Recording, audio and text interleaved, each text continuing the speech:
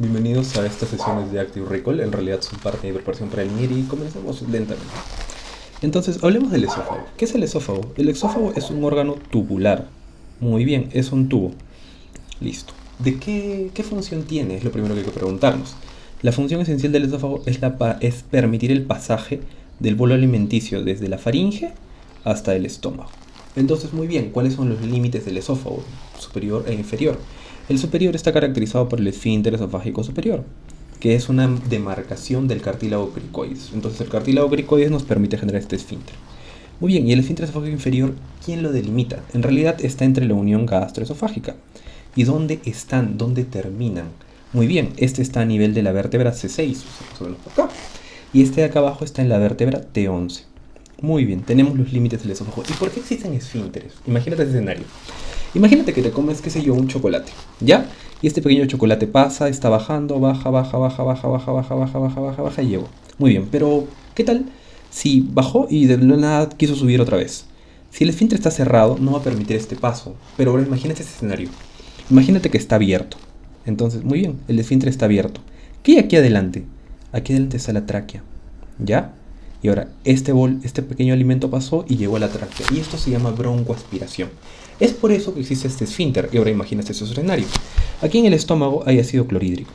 Muy bien. Y este ácido clorhídrico lo que tiene que hacer es subir. No, imagina que subiera. Si sube, va a lastimar esta mucosa del esófago. ¿Por qué tengo que hablar de esto? Porque ahora tengo que hablarte acerca de la mucosa del esófago, del epitelio que lo cubre.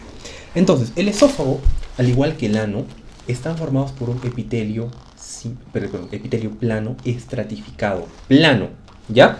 Y todo el resto del tracto gastrointestinal está formado por epitelio columnar. ¿Por qué tengo este epitelio columnar aquí, o epitelio cilíndrico? Porque este sí soporta el ácido clorhídrico, en cambio este plano no. Y este plano, ¿por qué está aquí? Porque el epitelio plano, el que tenemos en la piel en teoría, soporta bastante el trauma. Imagínate agarrar y golpearte. Muy bien, eso es soportar el trauma físico.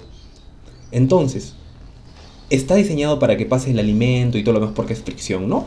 Una vez llega al estómago, el ácido clorhídrico se encarga de disminuirlo y ya.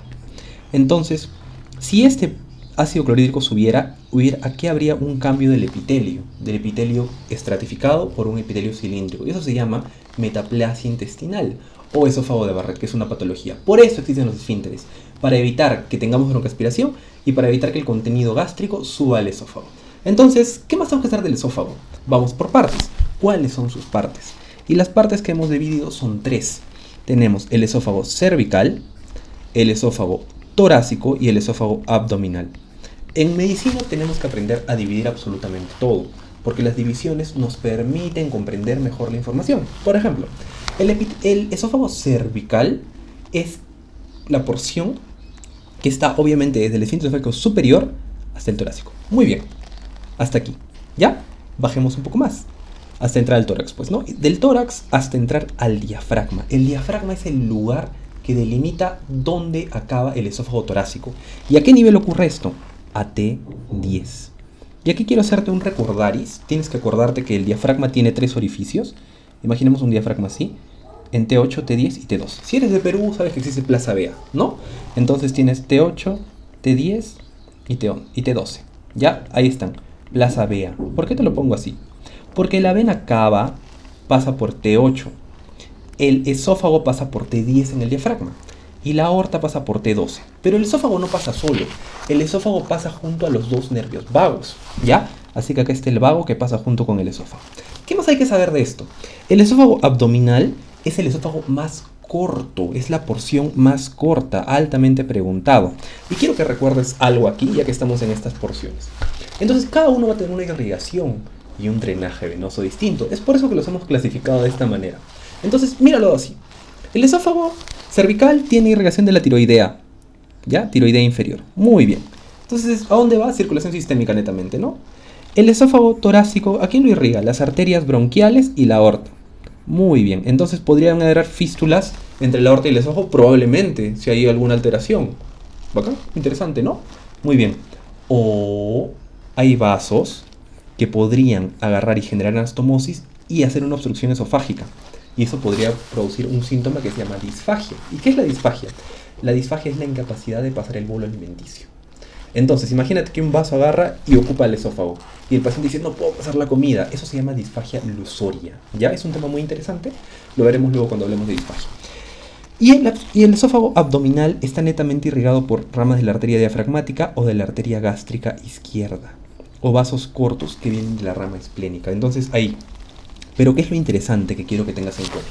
El drenaje venoso. El drenaje venoso se va a dividir en sistémico y portal. ¿Ya? El drenaje venoso sistémico es característico del esófago cervical y torácico. Netamente el sistema ácido, semiácido, la vena tiroidea inferior y el esófago abdominal está bien, drena o afluye a las venas gástricas. ¿Ya? A unas venas gástricas izquierda. Entonces, ¿y esta dónde va? Luego va a la vena porta. ¿Por qué te digo esto? Porque cuando hay unión entre anastomosis porto-cava o portosistémica, es donde hay más riesgo de que se formen varices en caso de que haya hipertensión portal. Porque recuerda, la vena porta está formada por la afluente de la arteria mesentérica superior y de la arteria esplénica. ¿Ya? Y la arteria mesentérica superior y la arteria esplénica. Entonces, ¿qué va a pasar con todo esto? ¿Por qué te digo esto que es tan interesante? Porque si la presión aumenta, esta presión va a agarrar y ir a todo lo que vaya de manera retrógrada. Y va a distender estas venas. Y va a generar aquí algo que se llaman las varices esofágicas. Ah, interesante. Entonces te das cuenta, la fisiología, la anatomía se relaciona bastante con la patología. Pero ya hablamos de las tres partes del esófago, hablamos acerca de la estructura, de dónde a dónde se delimita. Ahora te quiero hablar acerca de las capas del esófago, que es algo sumamente importante y muy preguntado. Y nos damos cuenta de que todos mis apuntes están tomando mi cara, que es el objetivo, ¿no? Muy bien. Entonces, venga conmigo y hagamos un zoom aquí. Entonces, estamos en este lugar. Hay que recordar que todo el tracto gastrointestinal tiene una mucosa, tiene una submucosa, ¿ya? Tiene una muscular y en muchos de los casos tiene algo que se llama la serosa.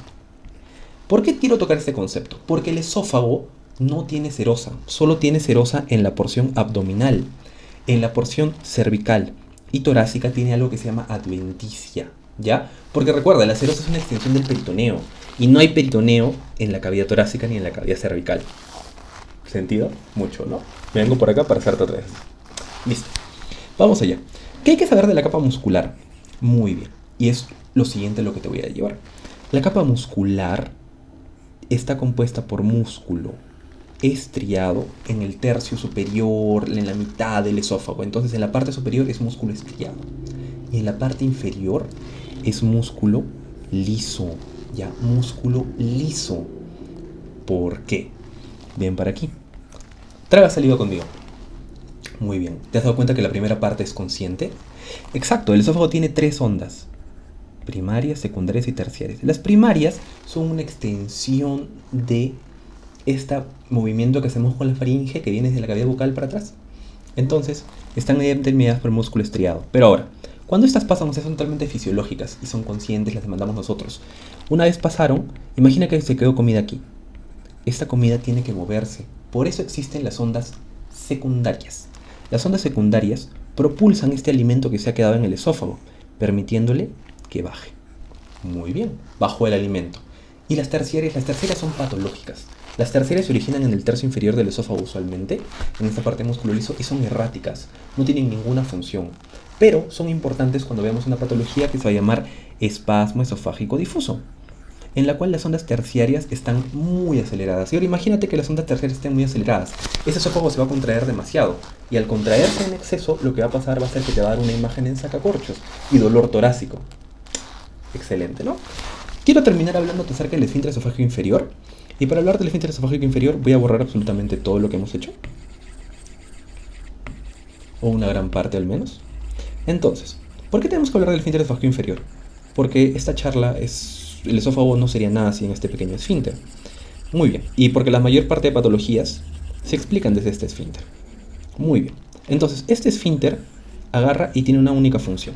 El esfínter va a evitar que todo el contenido gástrico suba.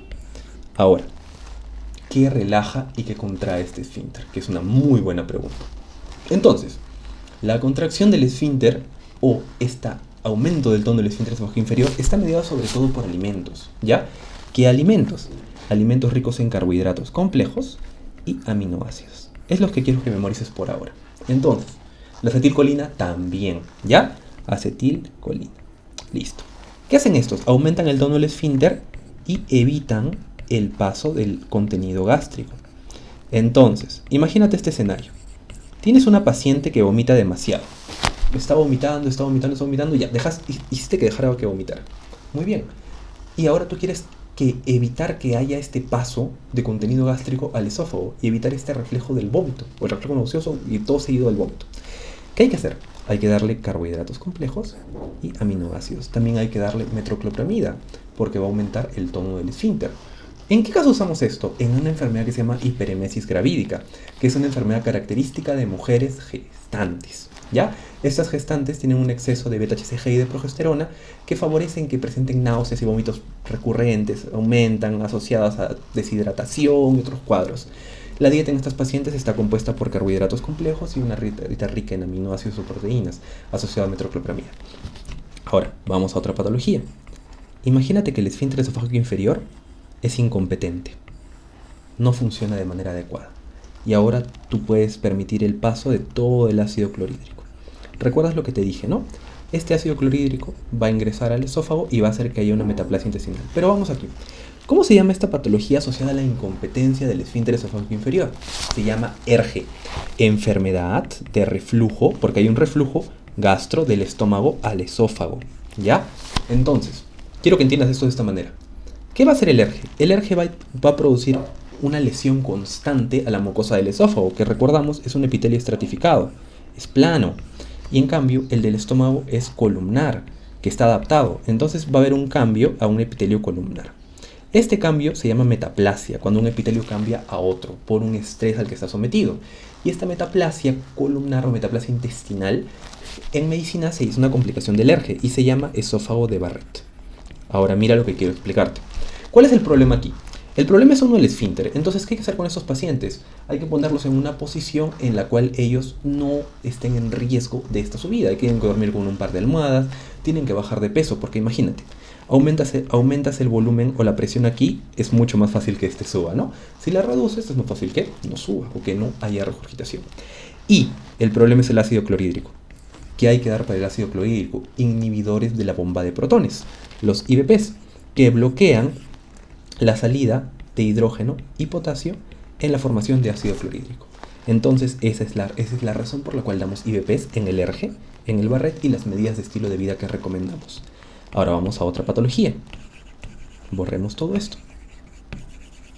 Ahora, ¿recuerdas que el esófago tenía que relajar? En algún momento tiene que relajarse también, ¿no? ¿Por qué?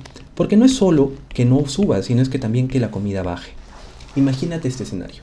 Imagínate que el esfínter esofágico inferior tiene la incapacidad de relajarse. No se puede relajar y el bolo alimenticio nunca va a subir. Y la comida se va a quedar atracada aquí. El paciente va a decir que tiene dificultad para pasar el alimento, que se llama disfagia. Como no va a llegar nada de nutrientes aquí, va a terminar con pérdida de peso. Y en algún momento de toda esta enfermedad, acuérdate, imagina que se acumula de comida. Inevitablemente algo de comida va a pasar al árbol traqueal, a la tráquea. Y luego va a llegar a los pulmoncitos y va a procesar neumonía por broncoaspiración. Esta patología clásica de mujeres, cuando preguntan los exámenes de entre 30 a 60 años, se llama acalasia.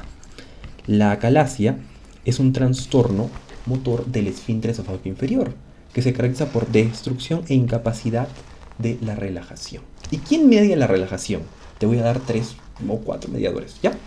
El VIP, que es el péptido olfativo intestinal, el óxido nítrico, ya, la dopamina mediante receptores D2, muy bien, interesante, ¿no? Muy interesante, ¿ya?